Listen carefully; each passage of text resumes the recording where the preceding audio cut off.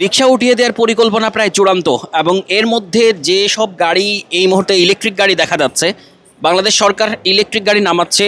এ ধরনের একটা ইলেকট্রিক গাড়ি দেখাই, যেটা হচ্ছে 14 জন জায়গা হয়। বিভিন্ন আবাসিক এলাকায় এই ধরনের অটোরিকশা চলতে পারে। এরই মধ্যে দু একটি আবাসিক এলাকায় এই ধরনের অটোরিকশা নামানো হয়েছে। এটা হচ্ছে আমাদের আস্কিং প্রাইস হচ্ছে $24,000 এটা ডলারের প্রাইসের উপরে ভেরি করে আর কি হচ্ছে প্রাইসটা হবে। এমন একটি অটোরিকশা হচ্ছে এটা, 14 জন জায়গা হয়। দেখুন কতটা মানে নিরাপদ এবং স্বাচ্ছন্দ্যে যাত্রীরা বসে যেতে পারবে এবং বিভিন্ন আবাসিক এলাকার জন্য রিক্সার বিকল্প হতে পারে এবং কয়েকজন মানুষ যেতে পারে এবং সাশ্রয়ী হতে পারে এটি।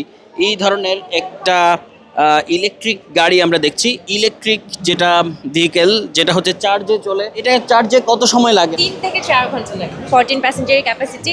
আর যেতে পারবে হচ্ছে পার কিলোমিটার যদি আমি বলি তাহলে হচ্ছে 60 to 70 কিলোমিটার পার চার্জ। একবার চার্জ করলে হচ্ছে আপনি 60 থেকে 70 কিলোমিটার যেতে পারবেন। বেসিক্যালি হচ্ছে এটা অফ রোডের জন্য, হোটেল মোটেল বা রিসোর্টগুলোতে হচ্ছে বেসিক্যালি এটা হচ্ছে ইউজ হয়।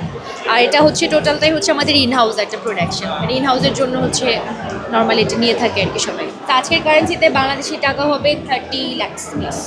30 লাখ টাকা দাম হবে এটা।